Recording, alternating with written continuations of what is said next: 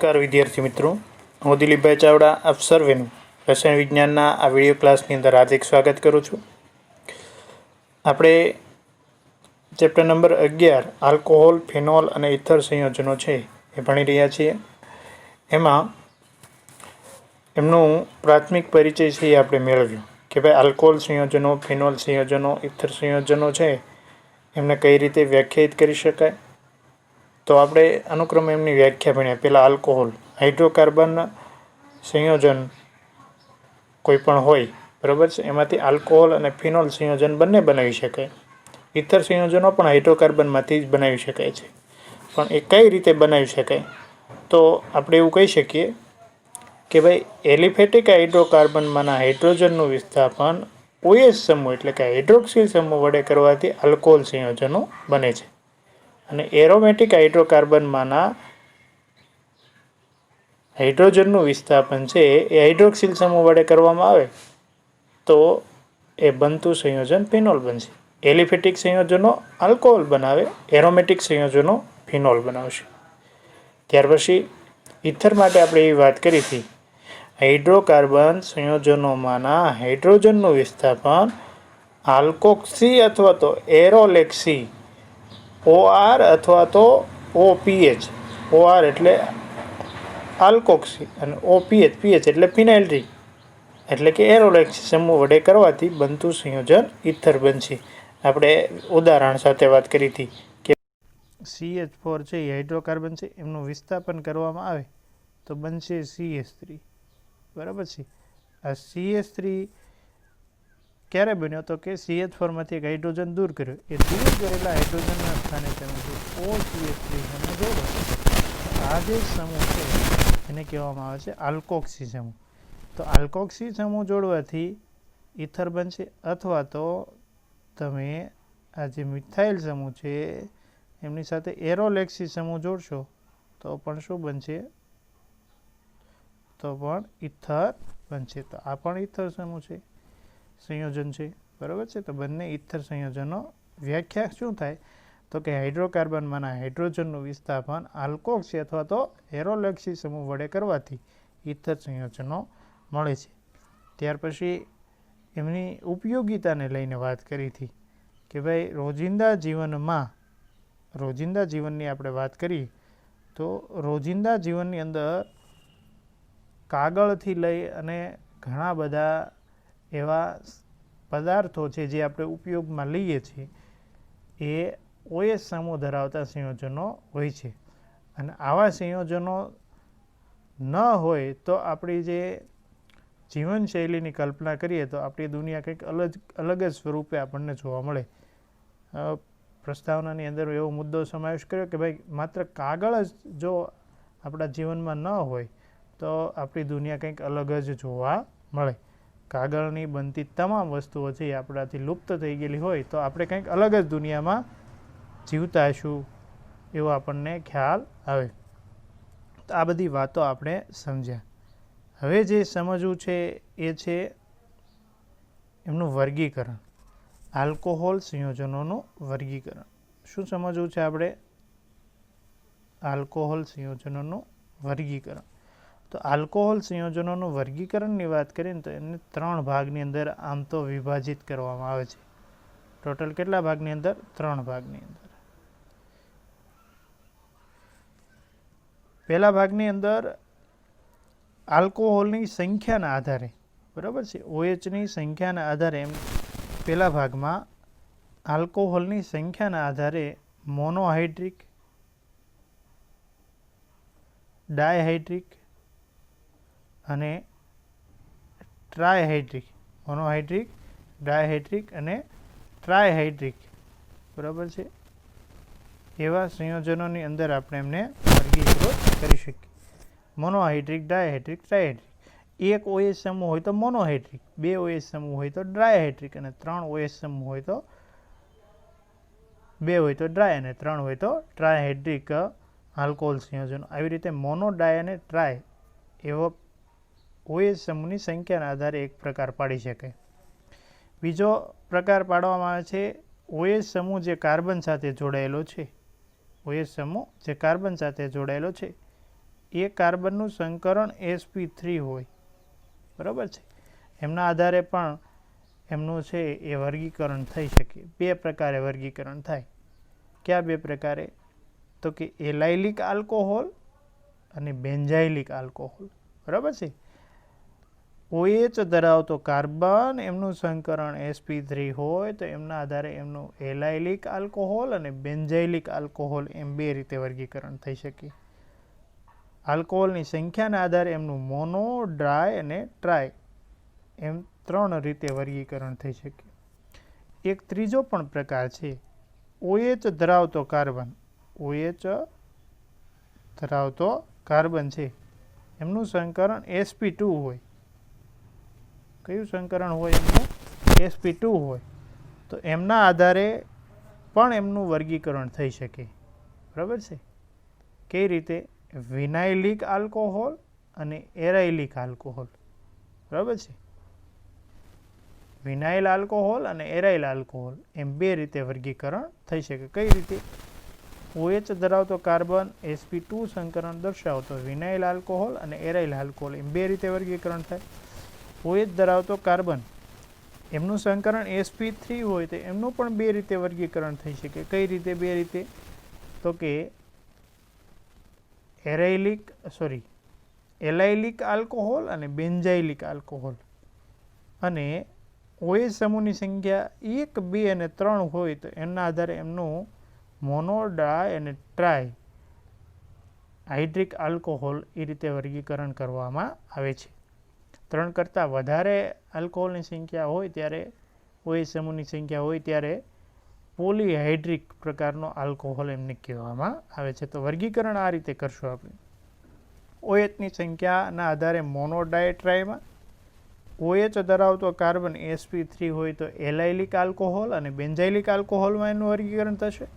અને OH ધરાવતો carbon sp2 સંકરણ દર્શાવતો હોય તો એ વિનાઇલ આલ્કોહોલ અને એરાઇલ આલ્કોહોલ એ રીતે બે ભાગમાં વર્ગીકૃત થશે. તો વર્ગીકરણની આ મુખ્ય 3 બાબતોને આપણે અહીંયા ધ્યાને લીધી. હવે આપણે પહેલું વર્ગીકરણ જોઈએ.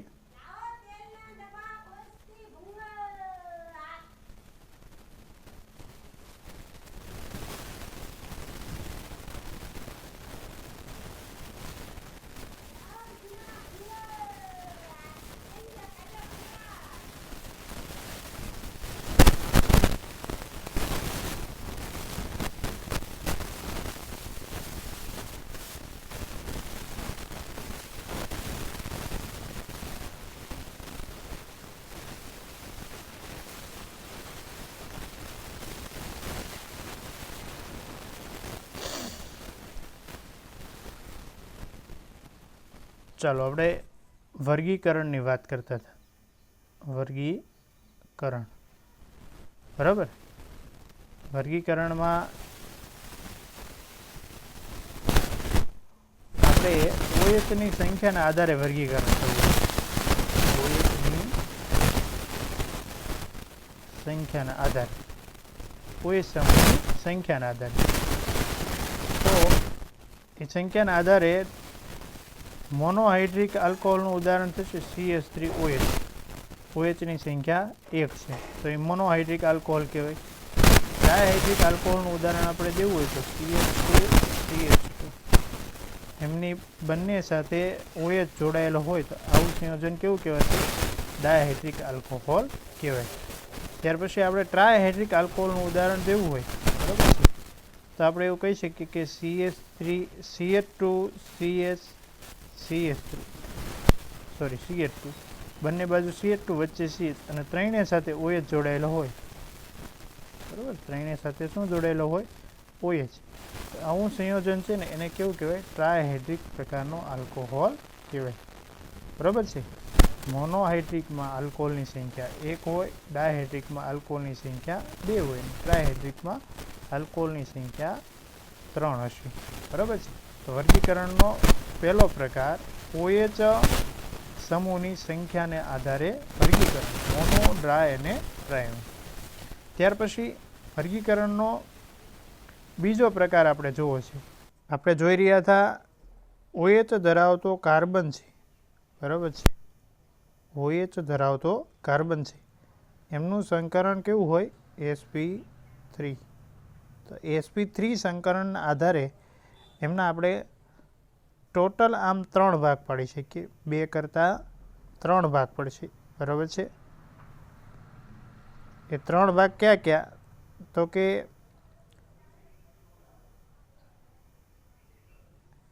એક તો થશે OH ધરાવતો કાર્બન sp3 સંકરણ દર્શાવતો હોય તો એક ભાગ આપણે પાડી શકીએ પ્રાથમિક, બરાબર છે, દ્વિતીયક, પ્રાથમિક, દ્વિતીયક અને તૃતીયક પ્રકારના આલ્કોહોલ, પ્રાથમિક, દ્વિતીયક અને તૃતીયક પ્રકારના આલ્કોહોલ. બીજો ભાગ પડશે એલાઇલિક પ્રકારના આલ્કોહોલ, એલાઇલિક આલ્કોહોલ. અને ત્રીજો જે ભાગ પડશે એ ભાગ પડશે બેન્ઝાઇલિક, બેન્ઝાઇલિક આલ્કોહોલ.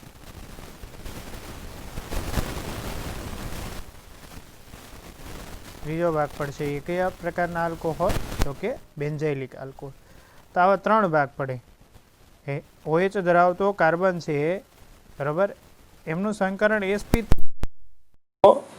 આલ્કોહોલ સંયોજનોને પ્રાથમિક, દ્વિતીયક અને તૃતીયક પ્રકારે પણ વર્ગીકૃત કરી શકાય.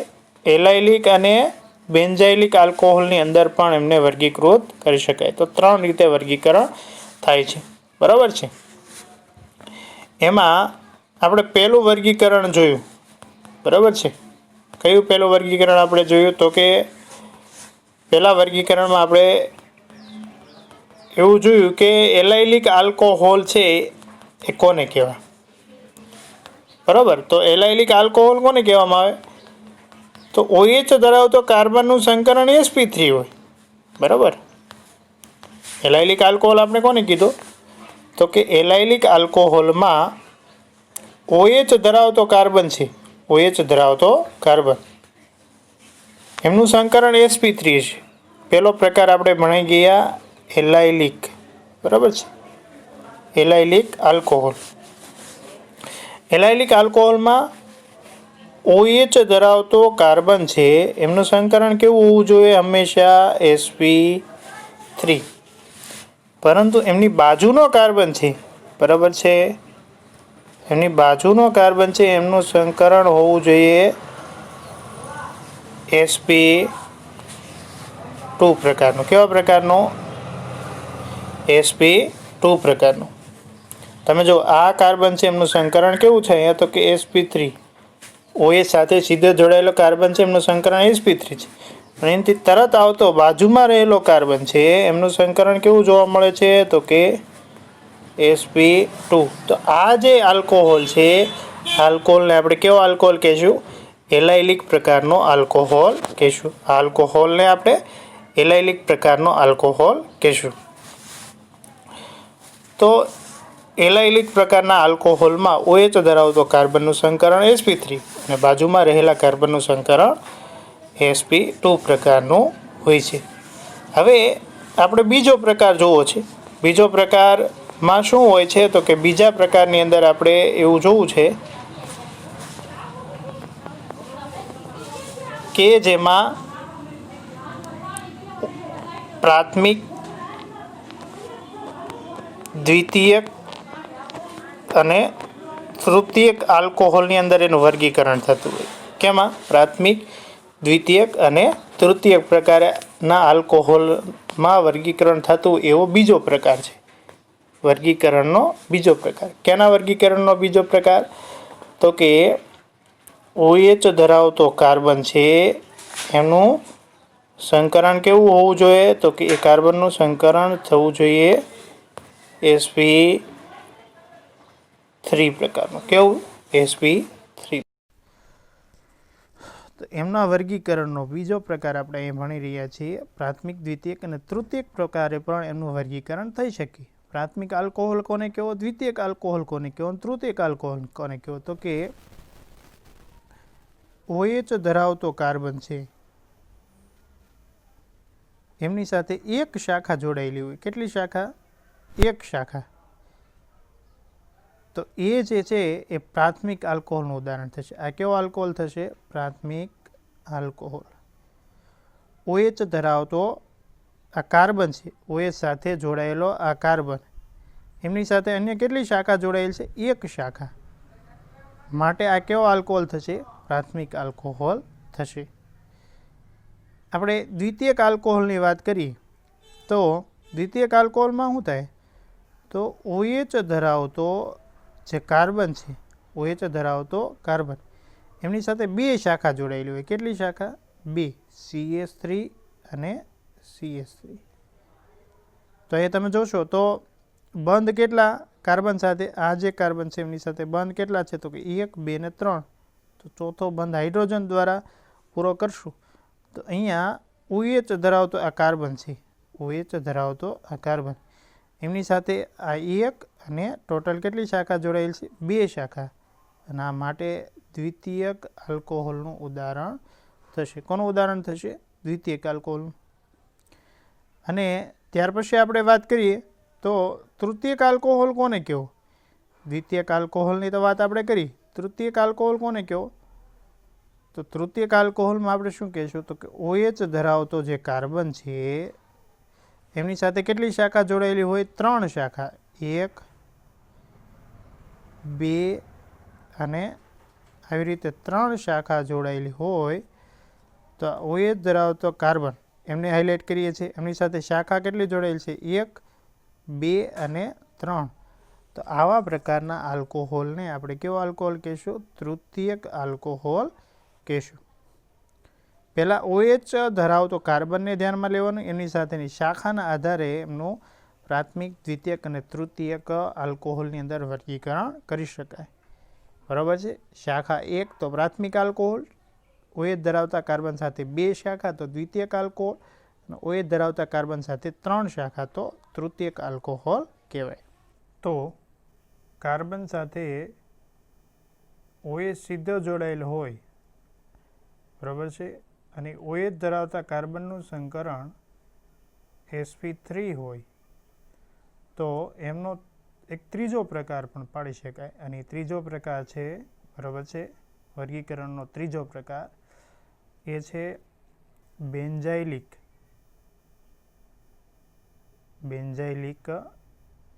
આલ્કોહોલ. બરાબર છે? કેવા આલ્કોહોલ? Benzylic alcohol. બેન્ઝાઇલિક આલ્કોહોલની અંદર શું થતું હોય છે? તો કે આલ્કોહોલ ધરાવતો કાર્બન છે એમનું સંકરણ કેવું હશે? તો કે sp2. આલ્કોહોલ ધરાવતા કાર્બનનું સંકરણ કેવું છે? sp2. sp2નો મતલબ કે એમની સાથે કોઈ ડબલ બંધ કે ટ્રિપલ બંધ જોડાયેલો હોય નહીં. એ કાર્બન સાથેના બધા જ બંધ કેવા છે? સિંગલ બંધ. પરંતુ એમની સાથે આ જે આલ્કોહોલ ધરાવતો કાર્બન છે એમનું સંકરણ sp3. પણ એ sp3 સંકરણ ધરાવતા કાર્બન સાથે જો ફિનાઇલ રિંગ જોડાયેલી હોય, શું જોડાયેલી હોય? ફિનાઇલ રિંગ જોડાયેલી હોય તો આવા પ્રકારના આલ્કોહોલને શું કહેવામાં આવે છે? Benzylic alcohol. ખરેખર અહીંયા તમે જુઓ તો આ કાર્બન છે એમનું સંકરણ કેવું છે? તો કે આ કાર્બનનું સંકરણ sp3 છે, આલ્કોહોલ ધરાવતા કાર્બનનું સંકરણ sp3 છે. પરંતુ બાજુનો કાર્બન છે, અહીંયા રહેલો કાર્બન, એમનું સંકરણ કેવું જોવા મળે છે? sp2 પ્રકારનું જોવા મળે છે. તો આવા પ્રકારના આલ્કોહોલને આપણે કેવો આલ્કોહોલ તરીકે ઓળખીએ છીએ? બેન્ઝાઇલિક પ્રકારના આલ્કોહોલ. આ બેન્ઝાઇલિક આલ્કોહોલ છે એમના પણ પ્રકાર પાડી શકે, પ્રાથમિક, દ્વિતીયક અને તૃતીયક પ્રકારના બેન્ઝાઇલિક આલ્કોહોલ. એવી જ રીતે આપણે અગાઉ એલાઇલિક આલ્કોહોલ ભણીએ, એમના પણ પ્રકાર પાડી શકે, પ્રાથમિક, દ્વિતીયક અને તૃતીયક. એમાં શું કરવાનું હોય? તો કે જો તમારે એમના પ્રકાર પાડવો હોય તો અહીંયા આ જે બેન્ઝાઇલિક પ્રકારનો હેલાઇડ છે એમાં આ કાર્બન છે, આલ્કોહોલ ધરાવતો કાર્બન, એમની સાથે એક શાખા જોડાયેલ છે એટલે એ પ્રાથમિક થશે. આલ્કોહોલ ધરાવતા કાર્બન સાથે 2 શાખા જોડી દો એટલે એ દ્વિતીયક થાય. અને આલ્કોહોલ ધરાવતા કાર્બન સાથે ટોટલ 3 શાખા જોડવામાં આવે તો એ તૃતીયક પ્રકારનો બેન્ઝાઇલિક આલ્કોહોલ કહેવામાં આવે છે. જોઈએ, આ પ્રાથમિક પ્રકારનો બેન્ઝાઇલિક આલ્કોહોલ કહેવાય. કેવા પ્રકારનો બેન્ઝાઇલિક આલ્કોહોલ? પ્રાથમિક પ્રકારનો. હવે દ્વિતીયક પ્રકારનો બેન્ઝાઇલિક આલ્કોહોલ આપણે દોરવો હોય, બરાબર છે. કેવા પ્રકારનો બેન્ઝાઇલિક આલ્કોહોલ? તો કે દ્વિતીયક. તો એમાં આપણે શું કરશું? તો કે પહેલો બેઝિક નિયમ આપણે યાદ રાખશું કે આલ્કોહોલ જે કાર્બન સાથે જોડાયેલો છે, આલ્કોહોલ જે કાર્બન સાથે જોડાયેલો છે એમનું સંકરણ sp3 રહેવું જોઈએ અને એમની બાજુનો કાર્બન છે એમનું સંકરણ કેવું થઈ જવું જોઈએ? sp2. અને એ ફિનાઇલ રિંગ હોવી જોઈએ. કેવી રિંગ ધરાવતો હોવો જોઈએ? ફિનાઇલ રિંગ, બરાબર છે. તો આ થઈ ગયું. હવે આપણે આમને દ્વિતીયક પ્રકારનો આલ્કોહોલ બનાવવો હોય, બેન્ઝાઇલિક આલ્કોહોલ, તો OH ધરાવતો કાર્બન છે એમની સાથે 2 શાખા જોડાયેલી હોવી જોઈએ. અહીંયા આ કાર્બન છે એમની સાથે આપણે એક વધારાની શાખા જોડી દઈએ, બરાબર છે. આ ડબલ બંધ નથી, ખાસ ધ્યાન રાખજો, બરાબર છે. તમારી સમજણ માટે આપણે આમની સાથે શું જોડી દઈએ? એક શાખા. તો તમે જુઓ, આ આલ્કોહોલ ધરાવતો કાર્બન છે, આ કાર્બન, એ કાર્બન સાથે એક ફિનાઇલ રિંગ જોડાય એટલે એ કેવું થશે? તો કે બેન્ઝાઇલિક.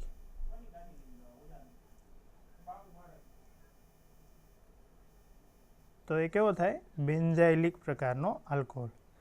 અને એ ઉપરાંત એની સાથે એક અન્ય શાખા જોડાય તો એ દ્વિતીયક પ્રકારનો બેન્ઝાઇલિક આલ્કોહોલ કહેવાશે, બરાબર છે. અહીંયા તમે જોશો તો આ સ્ટાર કરેલો કાર્બન છે એમની સાથે ટોટલ 3 બંધ છે, તો એમની સંયોજકતા પૂરી કરવા માટે અહીંયા શું જોડવામાં આવશે? હાઇડ્રોજન. તો પહેલો નિયમ છે OH ધરાવતો કાર્બન એમનું સંકરણ કેવું હોવું જોઈએ? તો કે sp3. આ કાર્બનનું સંકરણ sp3 છે. બાજુમાં રહેલા કાર્બન છે એમનું સંકરણ કેવું હોવું જોઈએ? તો કે sp2. તો એમનું સંકરણ sp2 છે. આ ઉપરાંત OH ધરાવતો કાર્બન છે એમની સાથે 2 શાખા જોડાયેલી હોવી જોઈએ, એક આવડિયા અને એક અહીંયા દોરી છે, 2 શાખા. તો આ કેવા પ્રકારનો આલ્કોહોલ થશે? બેન્ઝાઇલિક પ્રકારનો દ્વિતીયક આલ્કોહોલ થશે. હવે આપણે તૃતીયક આલ્કોહોલની વાત કરવી હોય, કેવા આલ્કોહોલની? તૃતીયક આલ્કોહોલની. તો આપણે અહીંયા શું કરશું? ફરી સેમ લોજિક સાથે વાત કરશું. કાર્બન સાથે OH જોડાયેલો હોવો જોઈએ, બરાબર છે. આ ઉપરાંત આ કાર્બન સાથે એક ફિનાઇલ રિંગ જોડાયેલી હોવી જોઈએ. કઈ રિંગ જોડાયેલી હોવી જોઈએ? તો કે ફિનાઇલ રિંગ. આ કાર્બન સાથે ફિનાઇલ રિંગ જોડાયેલ છે, બરાબર છે.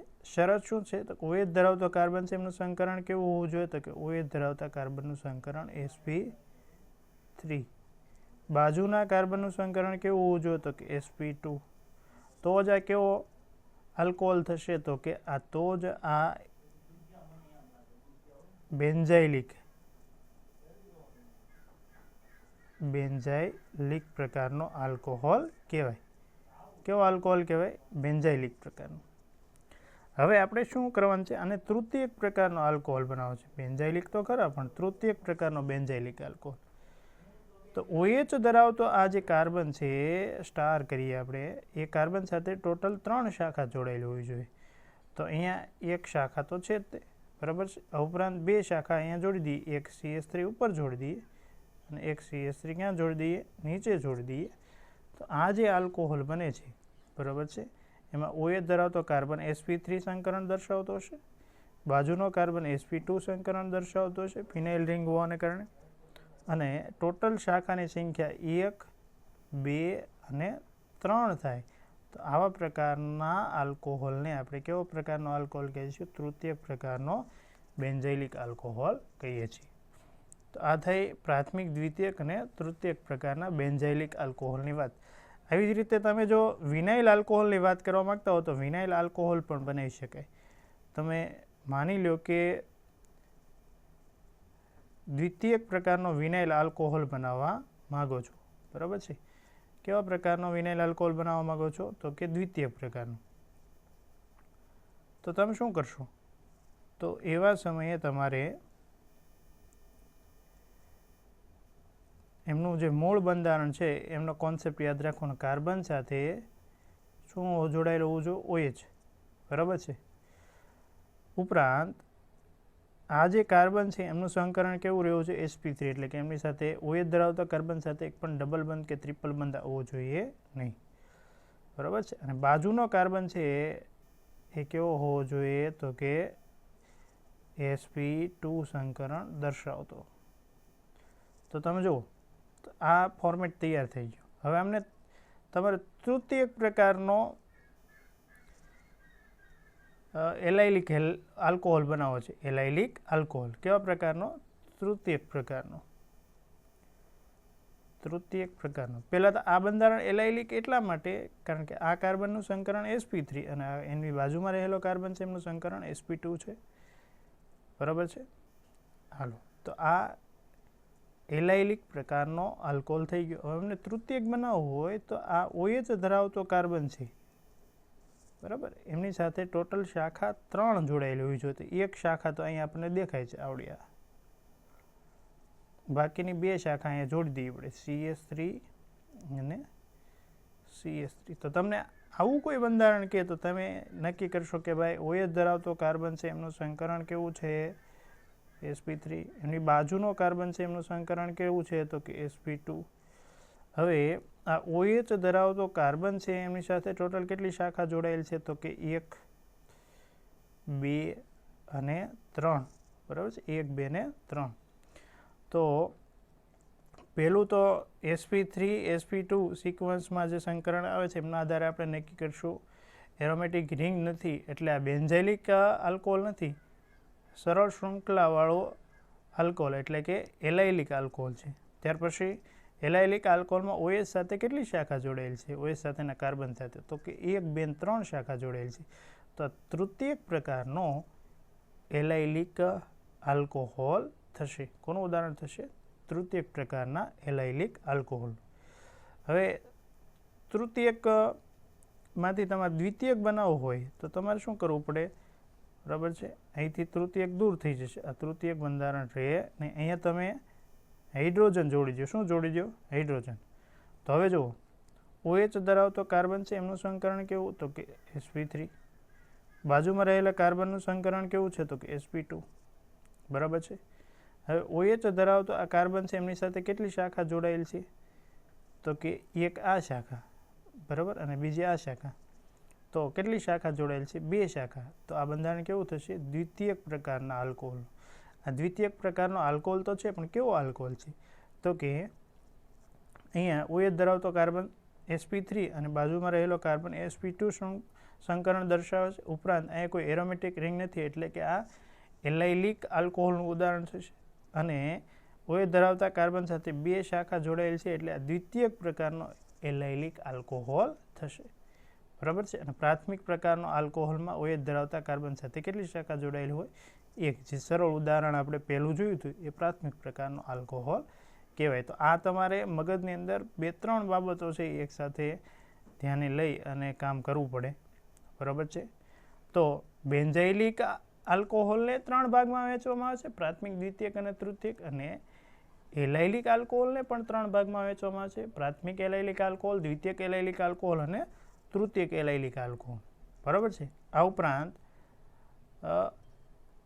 OH ધરાવતો કાર્બન છે એમનું સંકરણ sp3 હોય એમના આધારે પણ એમનું પ્રાથમિક આલ્કોહોલ, દ્વિતીયક આલ્કોહોલ અને તૃતીયક આલ્કોહોલમાં વિભાજન થાય છે। તો આ ત્રણેય બાબતોને સમજવા જેવી છે। ફરીવાર એકવાર સિક્વન્સમાં આપણે સમજી લઈએ તો કાર્બન OH ધરાવતા કાર્બનનું સંકરણ sp3 હોય, બરાબર છે, જેને આપણે અવારનવાર અહીંયા સમજ્યા છીએ।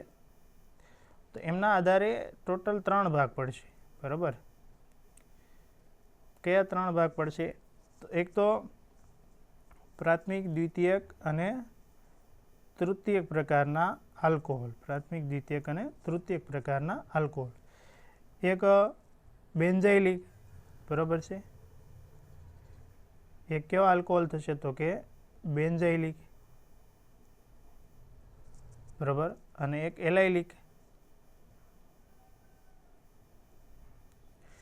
હવે બેન્ઝાઇલિક આલ્કોહોલ હોય તો બેન્ઝાઇલિકમાં પાછા પ્રાથમિક, દ્વિતીયક, તૃતીયક પ્રકારના આલ્કોહોલ થશે અને એલાઇલિક આલ્કોહોલમાં પણ પેટા 3 પ્રકાર, પ્રાથમિક, દ્વિતીયક અને તૃતીયક એલાઇલિક આલ્કોહોલ। તો આ OH ધરાવતો કાર્બનનું સંકરણ sp3 હોય એમના આ 3 પ્રકાર, વર્ગીકરણના 3 પ્રકાર, પ્રાથમિક, દ્વિતીયક, તૃતીયક આલ્કોહોલ, બેન્ઝાઇલિક પ્રકારના પ્રાથમિક, દ્વિતીયક, તૃતીયક આલ્કોહોલ અને એલાઇલિક પ્રકારના પ્રાથમિક, દ્વિતીયક અને વિસ્તૃત એક આલ્કોહોલ છે એમની વાત આપણે અહીંયા કરી. તો વિદ્યાર્થી મિત્રો આજે આપણે એટલે સુધી રાખીશું. ફરી નવી વાતો સાથે મળીશું. ત્યાં સુધી આવજો.